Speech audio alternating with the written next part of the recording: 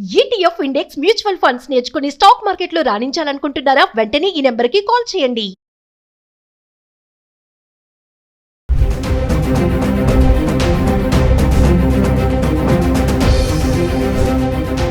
నమస్తే, welcome back to Suman TV. Present మనతో పాటు ఉన్నారు ఎనలిస్ట్ మందర్ కృష్ణారెడ్డి గారు. నమస్తే సార్. నమస్తే అమ్మా. సార్, వెండి గురించి ఆల్రెడీ మీరు చెప్పారు. మరి బంగారం కంటే వెండి ప్రీషియస్ మెటల్ అయిపోతుంది, ముందు ముందు వెండికి చాలా ప్రాధాన్యత ఉంటుందని. మరి ఇప్పుడు చూసుకుంటే దగ్గర దగ్గర 4 లక్షలకి చేరువలోనే ఉంది, 4 లక్షలు కూడా దాటేస్తుంది కూడా ఇంకా.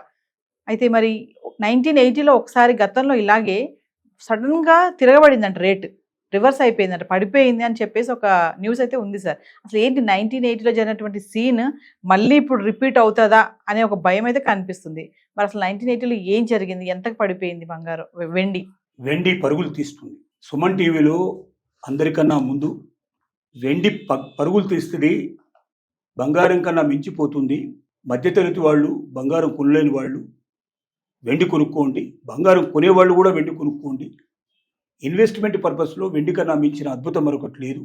ఈ సంవత్సరం చివరి నాటికి అది ఎన్ని రెట్లు పెరుగుతుందో బంగారానికి సరి సమానమైన ఒక రోజున మనం ఆశ్చర్యపడాల్సిన అవసరం లేదు అనేది 6 నెలల ముందర, అంతకన్నా ముందే మనం హింట్ ఇచ్చాం. దాన్ని ఎంతమంది నమ్మారో మనకు తెలియదు, ఎంతమంది ఫాలో అయ్యారో మనకు తెలియదు. కానీ వాళ్ళ దాని పర్యవసానం మనం చూస్తూ ఉంటే మనం చెప్పింది తూచా తప్పకుండా పర్ఫెక్ట్గా రన్ అవుతుంది. మనం చెప్పినప్పుడు 7 లక్షల పైన వెండి ఉన్నట్లు పరిస్థితి ఇవాళ దగ్గర దగ్గర 4 లక్షలకు వచ్చేసి 3,75,000 దాటి దాదాపు 4 లక్షలకు దగ్గరగా వస్తున్న పరిస్థితి.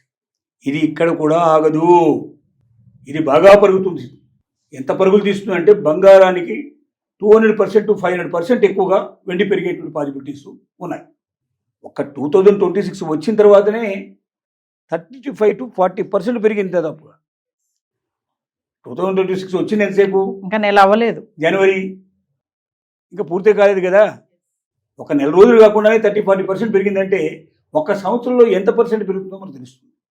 అయితే కొంతమంది ఏంటంటే ఒక భయాన్ని వ్యక్తం చేస్తుంది. ఏమిటా భయం అంటే, హంట్ బ్రదర్స్ అనేటువంటి వ్యక్తులు 1980sలో ఒక ఛాలెంజ్ చేశారు. వెండిని మొత్తం నేను గుత్తాధిపత్యం వహిస్తాను, ప్రపంచంలో ఉన్న వెండినంతా మేము కొనేస్తాము, మేము చెప్పిందే రేటు గుత్తాధిపత్యం తీసుకుంటాము, వెండిని మా ఇష్టం వచ్చిన రేట్లలో మేము అమ్ముతాము అని ప్రపంచంలో వెండి లోపల, అంటే అప్పుడు అవైలబిలిటీ ఉండే వెండిలో మ్యాక్సిమం వెండిని వాడు కొనేసుకొని రేటు విపరీతంగా పెంచేశారు.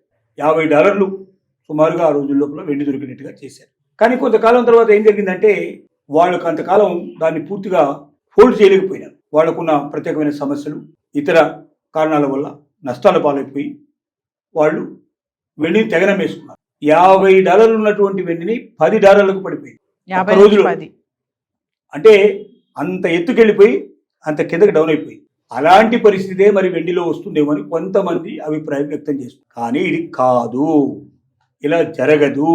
ఇప్పుడు ఎవడు కూడా వెండిని గుత్తాధిపత్యం వహించే అవకాశం లేనే లేదు. మార్కెట్లో అన్ని దేశాల వాళ్ళు పోటీపడి కొనుక్కుంటున్నారు.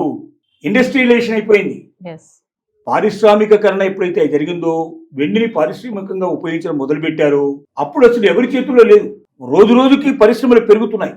అంటే ఇంతకుముందు ఉపయోగించినట్టు పరిశ్రమలు 1, 2, 3 ఉంటే ఇప్పుడు చాలా పరిశ్రమల లోపల ఉపయోగించే పరిస్థితి ఏర్పడింది. ఒక్కొక్క రోజుకు కొన్ని వేల టన్నులు, లక్షల టన్నులు పరిశ్రమల లోపల ఉపయోగించేటువంటి వెండికి గిరాకీ పెరిగిపోయింది. అంత ఉత్పత్తి లేదు మార్కెట్లో, కానీ డిమాండ్ ఉంది. ఎప్పుడైతే డిమాండ్ ఎక్కువగా ఉందో, ఉత్పత్తి తక్కువగా ఉందో, అప్పుడు ఆటోమేటిక్గా మార్కెట్ లోపల తేడా వస్తుంది, రేటు విపరీతంగా పెరిగిపోతుంది. కాబట్టి 1980 పరిస్థితులు ఎట్టి పరిస్థితుల్లో రిపీట్ కావు. ఆ పరిస్థితులు వేరు, ఈ పరిస్థితులు వేరు. కాబట్టి వెండి ఇక పెరిగేదే కానీ తగ్గదు. ఈ సంవత్సరం చివరి దాకా ఈ పరుగులు ఉంటూనే ఉంటాయి. ట్రంప్ మారిపోయేదాకా ఉన్నా ఆశ్చర్యపడాల్సిన అవసరం లేదు. ఎలాగూ బంగారం ఆకాశానికి వెళ్ళిపోయింది కాబట్టి, ఇంకా పెరిగే అవకాశాలు ఉన్నాయి కాబట్టి, మధ్యతరగతి వారు, దిగువ మధ్యతరగతి వారు బంగారం అని దాని వెంట పడకుండా వెండిని కొనుక్కోండి. ఎంత అవకాశం ఉంటే అంత కొనుక్కోండి. అప్పు చేసి కొనకండి. మీ దగ్గర డబ్బు ఉంటే మాత్రం కొనుక్కోండి, నిలవ పెట్టుకోండి. బంగారాన్ని ఏ రకంగా అయితే తాకట్టు పెట్టుకొని మీ అవసరాలు తీర్చుకోగలరు, వెండిని కూడా తాకట్టు పెట్టే అవకాశం బ్యాంకులు కల్పించాయి. అలాగే ప్రైవేట్ లీజింగ్ కంపెనీస్ మనకు కల్పించాయి. మనపురం కానీ లేకపోతే మిగతా చాలా ఉన్నాయి కదా, ఇవన్నీ కూడా కల్పించాయి. కాబట్టి బంగారం ఏ రకంగా అయితే మీ అవసరాలు తీరుస్తుందో వెండి కూడా తీరుస్తుంది. బంగారం మీరు కొనాలంటే కూడా కొనగలిగే పరిస్థితులు లేదు కాబట్టి, వెండి కొనగలిగే పరిస్థితి మీ చేతిలో ఉంది కాబట్టి కొనుక్కొని పెట్టుకోండి. ఎంత నిల్వ చేయగలిగితే మీరు అంత కోటీశ్వరులు అవుతారు, అంత గొప్పగా పెరిగే అవకాశాలు ఉన్నాయి. డబ్బున్న వాళ్ళకు కూడా మీరు ఇన్వెస్ట్మెంట్ పర్పస్లో బంగారాన్ని కొనదలుచుకుంటే మాత్రం బంగారం కన్నా వెండిని కొనండి.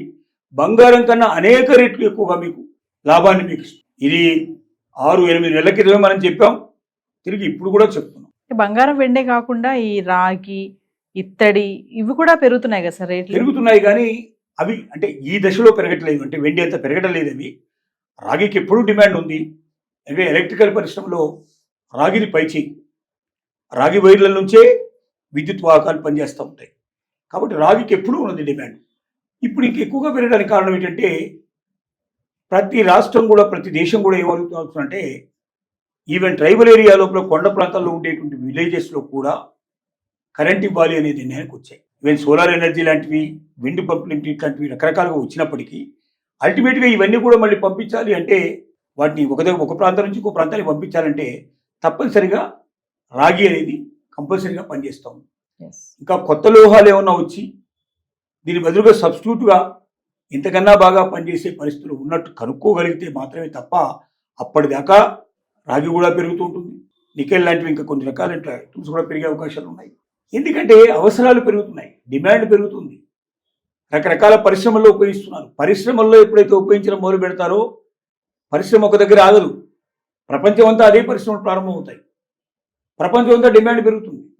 ఆటోమేటిక్గా వేల టన్నులు, లక్షల టన్నులు కావాల్సిన పరిస్థితి ఏర్పడుతుంది. ఇళ్లలో ఏదో ఆభరణాల కిందనో, దేవుడికి సంబంధించినటువంటి ఆభరణాల కిందనో, చిన్నపిల్లలకి ఏదైనా చేయించేటువంటివి లేదా ఏదో ఇట్లాంటి వాటిలో వెండి వాడేటువంటి వాళ్ళు ఒకప్పుడు. ఇవాళ అలా కాదు. ఇవాళ వెండి మన ఎలక్ట్రికల్ వాహనాల్లో వస్తున్నాయి, సోలార్ ఎనర్జీలో వస్తున్నాయి, బ్యాటరీస్లో వస్తున్నాయి, రకరకాలైనటువంటి ఎక్విప్మెంట్ లోపల వస్తున్నాయి. ఈ రకంగా పెరుగుకుంటూ పోతున్నా కొద్దీ, డిమాండ్ పెరిగినా కొద్దీ దొరికేదేమో తక్కువ, డిమాండ్ ఏమో ఎక్కువ.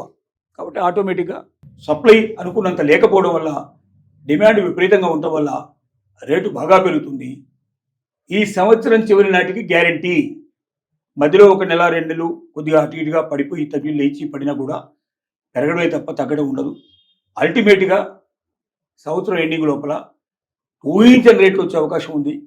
కాబట్టి వెండి కొనుక్కోగలిగినంత వరకు మ్యాక్సిమం కొనుక్కోవడం మంచిదని మన సలహా. Thank you.